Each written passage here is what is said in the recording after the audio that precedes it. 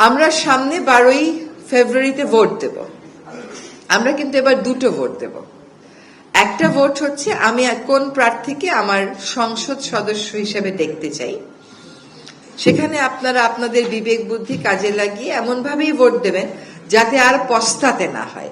আমরাই ভোট দিই, আমরাই আবার বলি নেতারা ভালো না, এটা হইতে পারবে না। আমরা ভালো নেতা দেখে যেন ভোট দিই।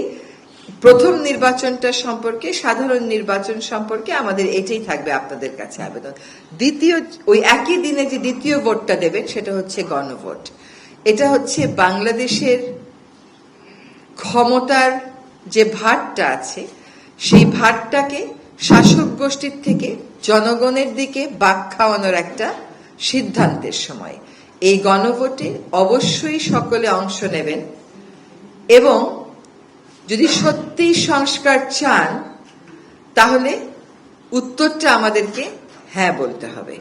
যদি হ্যাঁ না বলি, চুপ করে বসে থাকি, নিষ্ক্রিয় থাকি বা না বলি, তাহলে ক্ষমতার যে ভারসাম্যটা আনার প্রয়োজন এই সমাজে, সেই ভারসাম্যটা আনবার সুযোগটা আরো অনেক বছরের জন্য হয়তো আমরা মিস করে ফেলব।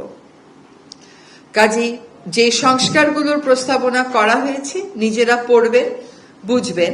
এগুলোর ব্যাপারে কিন্তু সরকারের পক্ষ থেকে অনেক প্রচারণা, অনেক ব্যাখ্যামূলক নোট প্রস্তুত করে আপনাদেরকে দেয়া হচ্ছে।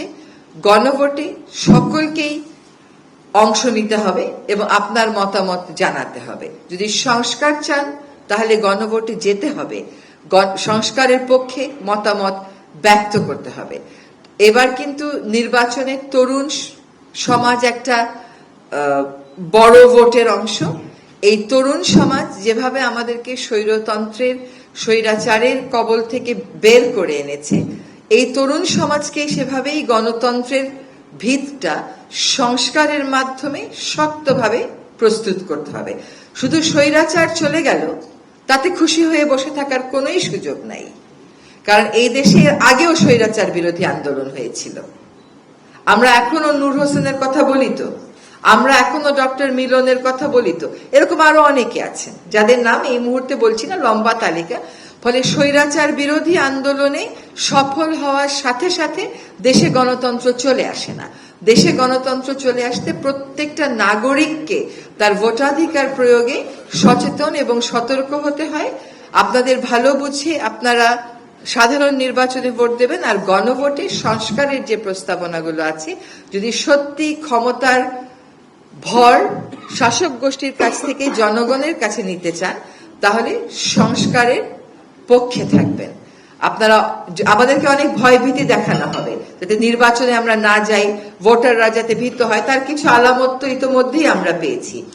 এই ভয়কে জয় করেছিল বলেই কিন্তু জুলাই আগস্ট সফল হয়েছে। এর আগেও কিন্তু আন্দোলন হয়েছিল, সেই আন্দোলনগুলো চূড়ান্ত সফলতার মুখ দেখেনি। তার কারণ হচ্ছে ভয়কে তারা জয় করতে পারে নাই। ভয়ের নানান রকম মাধ্যমে ভয় দেখানো অব্যাহত ছিল, এখনো কিন্তু ভয় দেখানো হচ্ছে। এই যে ভয়, এই ভয়টাকে আমাদের জয় করতে হবে।